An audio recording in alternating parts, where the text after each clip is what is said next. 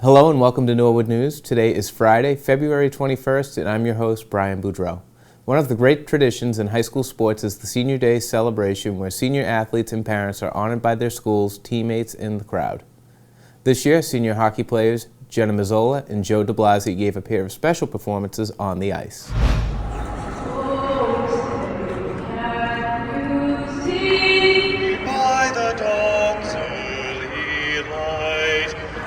Actually, it wasn't my idea. It was my coach's idea at first, and I had said no. And then Mrs. Tolman had texted my mom, and my mom really wanted me to do it. And I had decided, you know what, I'll do it for her. And since it's my last time at senior night, so I figured it'd be a good way to end it. So I thought, it'd be really cool if I could sing the national anthem, because I'm pretty sure my mom did it when she was younger. I saw a bunch of other people doing it over the course of my high school years, and I'm like, what if I did that? And I thought that would be really cool. My favorite part was when everyone was clapping after I finished. Made me feel really accomplished with what I did, because I worked really hard trying to get it down, get it perfect for game day. So that was a really great experience. It's one of those things where I'm glad I got the opportunity to do it, and I'm glad that I did do it. I think that when I look back, I can just remember how, even if I didn't play as much, I can remember that I did sing the national anthem for it. So. Louder. By the dawn's early light, what so proudly we held at the twilight's last gleaming, whose broad stripes and bright stars through the perilous fight, o'er the ramparts we walked, were so gallantly streaming. Then the rocket's red glare, the bombs bursting in air, gave proof through the night that our flag was still there. Oh, say does the star-spangled banner yet wave o'er the land of the free and the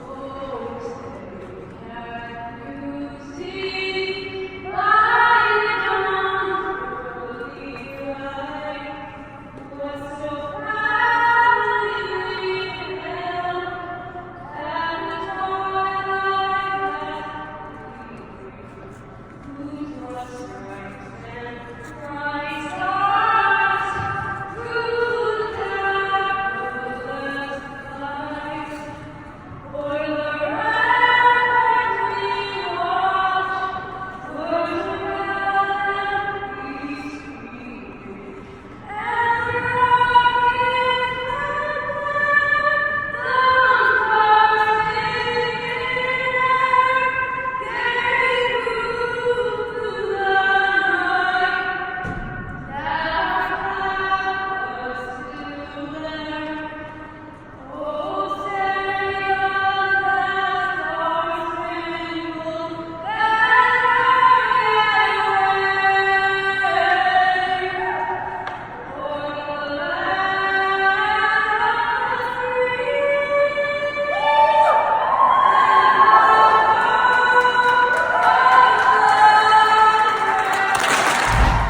What an amazing job by both of you. Those will be moments that you'll never forget.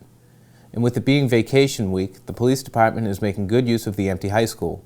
Members of the department are using the classrooms and halls as part of their annual active shooter training. Chief Brooks explains more. And we're conducting some training in the hallways. We make use of the high school thanks to the courtesy of the school department, and we make use of the high school during school vacation week so that we can have the buildings and the corridors to ourselves. You may have seen us do this last year, and we're doing it again this February vacation. So we have officers here in small groups, and they're going over tactics and room clearing and how to maneuver down hallways and that sort of thing. this kind of tactical training is helpful in a school shooting situation, but quite frankly, it's very helpful in other applications as well.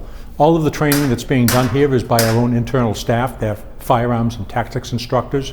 So the officers who are actually undergoing the training get some classroom instruction and some briefing. Our regular live firearms and tasers and that sort of thing are all removed from the belts, and they're replaced with firearms that fire simulated cartridges, in other words, not real ammunition. And then we go into scenarios where we have to navigate a hallway or locate a suspect or talk to a suspect that's not being cooperative. We have to be able to clear a room. We have to be able to go into a room, make sure that there are no subjects there, and to so-called clear it.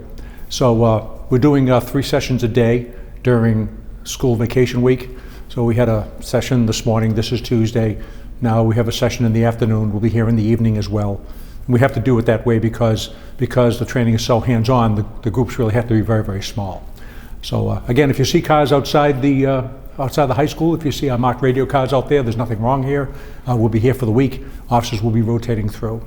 And again, just my appreciation to the superintendent and the school committee for making this building available to us. We really couldn't do this any other way. Stay tuned after this break for more town news and this week's Living Local.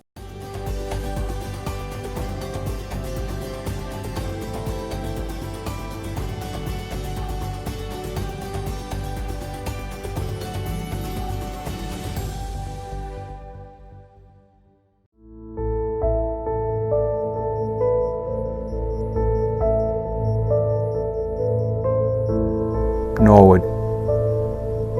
Here, we are chosen at birth. Our loyalties are predetermined. And our families defined. Raised by the stories of those that came before us. Here's a breakaway. Bill Norman, he's in back and score! Fearlessly driven by the hope of what's to come. It chooses us. It defines us. And for us, it's everything. This is Norwood. And here, sports are in our blood. Norwood Mustangs 2015 are the state Division I champs.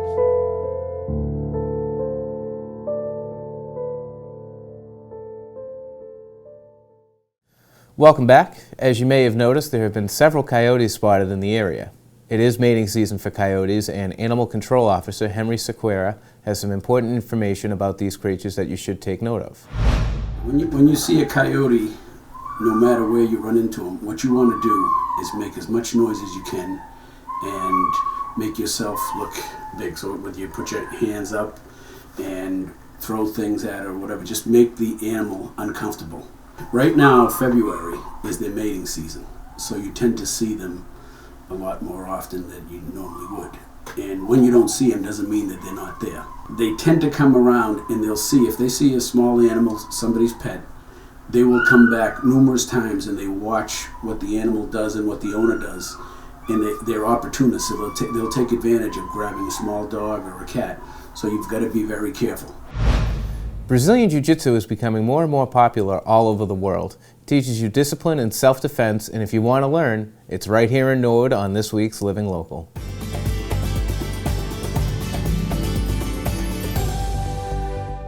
My name is Luis Paulo. I'm from Brazil. I'm a 6th-degree black belt. Located in Rama Plaza, only minutes away from Norwood Center, is Luis Paulo's Brazilian Jiu-Jitsu. I'm located here in 884 Washington Street, Norwood. I opened in March 2018.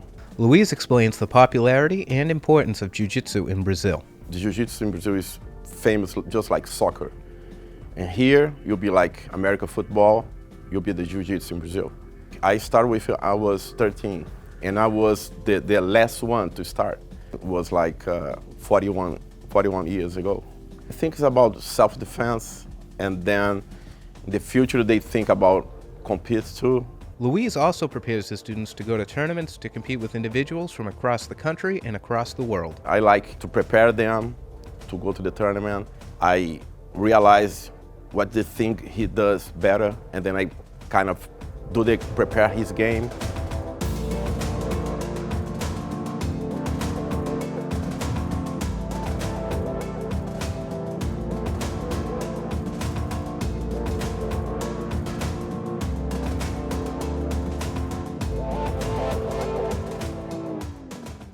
Brazilian Jiu-Jitsu is not just for adults. Luis Paulo also offers classes for kids. For kids, I start white belts and then gray, yellow, orange, green, and then when you become 16, you'll be blue, purple, brown, and black. Luis himself is a 6th-degree black belt and has claimed championship in both Pan American and Brazilian black belt tournaments. I am under Fabrício Martins. He's a coral belt in Brazil. That's important to say that my master's is 7th degree because just 50 guys all over the world. It's not more than that, that's all.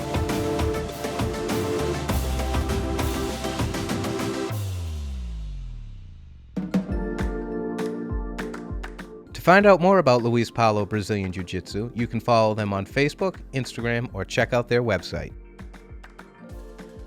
If you want to learn, some sport that you're gonna protect yourself and then be like confident, then I think that Jiu-Jitsu is the best option.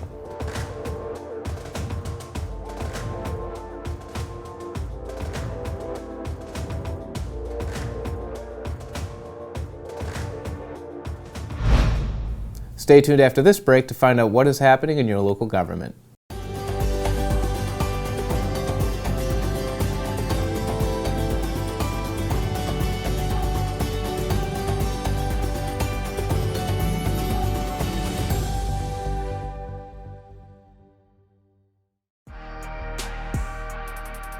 Your home for all things Norwood, online at norwoodcommunitymedia.org.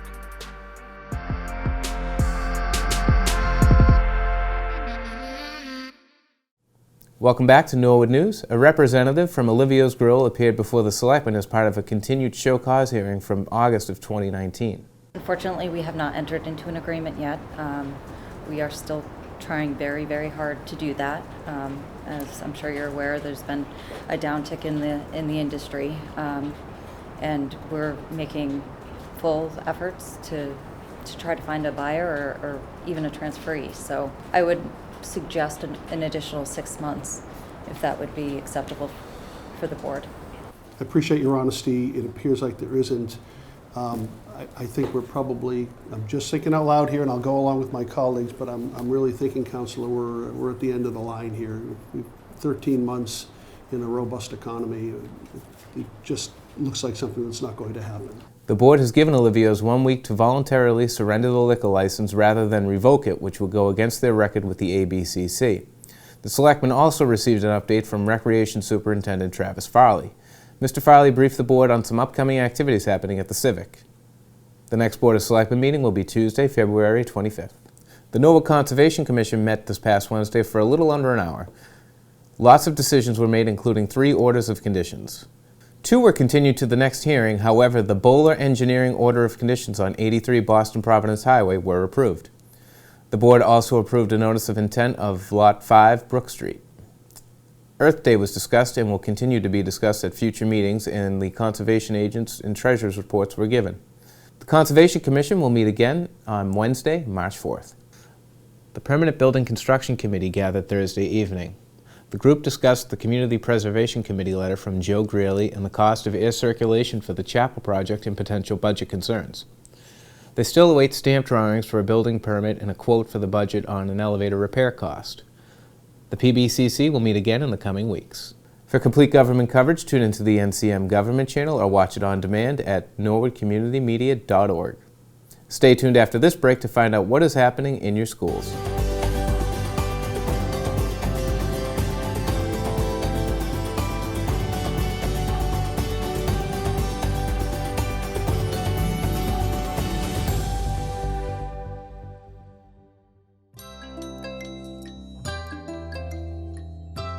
The Norwood Senior Center's mission is to identify the needs and promote services for older adults. The center is open Monday through Friday, 8 a.m. to 4 p.m., and during the summer they remain open until 8 p.m. on Tuesday evenings. To contact them, call 781-762-1201 or visit www.norwoodma.gov. Welcome back. This week was vacation week for teachers and students, and I hope all of you are enjoying your time off. Even though the classrooms are quiet, there is plenty of work going on. Let's hear from Director of Buildings and Grounds, Paul Riccardi. vacation week at the Norwood Public Schools, most people think the schools are shut down, but in the Buildings and Grounds Department, it is just a great opportunity for us to do a deep dive clean, things that we can't get to do during the school year when everyone's in session and the buildings are occupied day and night. Some of the things we're doing now is we're changing light bulbs, we're doing heavy cleaning and vacuuming of areas, stripping floors, doing some painting, and doing some overall maintenance, moving smart boards around that teachers have requested, and just generally making sure that the schools are in the best possible shape going into the last half of the school year. The other thing that we're also doing is, because of the flu, 3 years ago we started spraying the schools, disinfecting them on top of our normal cleaning. So what happens is the guys will clean the buildings and then they'll go through the buildings and actually put a mist down of a disinfectant that kills 99.9% of all germs and viruses. And this is a safety net, and our spraying is triggered by Jill Driscoll, the head of nursing, when she tells us in any given school she's concerned about the absentee rate. So again, most people think we are closed during school break, but we're not. The guys are hard at work getting the schools ready.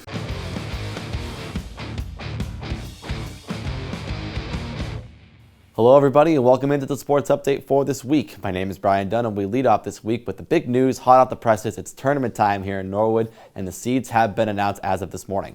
Boys hockey comes in as a 3 seed, girls hockey is the 14 seed, and girls basketball is the number 1 seed in D2 South. All of these 3 teams are expected to host in the first round. NCM will have coverage in the first round matchup, so stay tuned for updates on when we will cover. A quick recap with some postseason action this week as the swim and dive team was represented at the state meet over the weekend.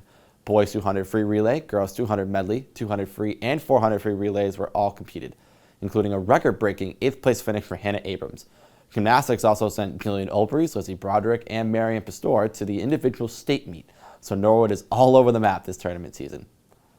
And the first batch of TVL All-Stars is announced. Norwood did phenomenal this season across the board, including grabbing 3 league MVP titles from Allie McDonough, Solomon King, and Megan Olbrys.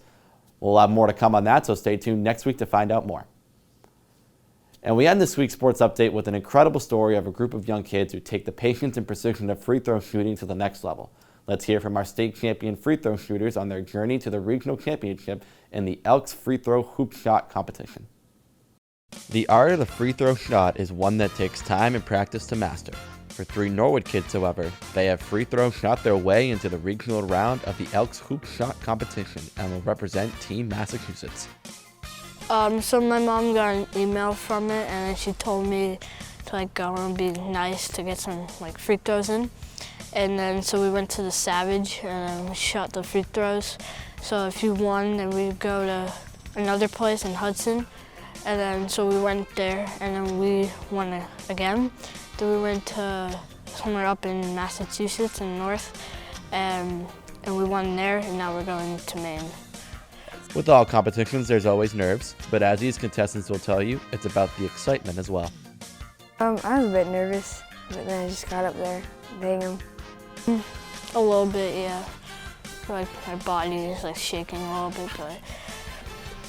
Yeah, there's a little bit of both. Yeah, once you see who you're competing against, you get more comfortable because you know what you have to be working on, I guess. There's people rebounding for you, and the head of it, I guess, they pass it to you and then you just do your free throws and you do 10. And then you sit down and then do another round after everybody else. It felt pretty great actually because I get to experience a lot of courts and stuff. When it comes to the regional round, Maggie Bedard is going to keep it simple. Just take my time, I guess. NCM will follow their journey to the regional round in the coming weeks. Congratulations to Christian Ketchel, Ariana Blake, and Maggie Bedard, and best of luck representing Norwood. Thanks, Brian. Just this past weekend, the Recreation Department installed some new and updated gym equipment in the workout facility at the Civic. Travis Farley, Recreation Superintendent, explains what new equipment you can expect to see. Hi, Travis Farley, the Recreation Director for the town of Norwood. I'm here today with NCM, just updating you on some of the great new equipment we got here at our 4,000 square foot weight room at the Civic Center. We updated our cable cross, we got a new incline bench, a decline bench, Smith machine, and actually a new squat rack. We're very excited about this new equipment. I would encourage you, if you're interested, to come check out the weight room. We offer daily packages, monthly, yearly packages, so if you're interested in joining getting any kind of exercise in Norwood, come check us out at the Civic Center at 165 Manhattan Street. We hope to see you there, and thank you for joining me. Just a reminder to residents that the hands-free law goes into effect this Sunday, February 23rd.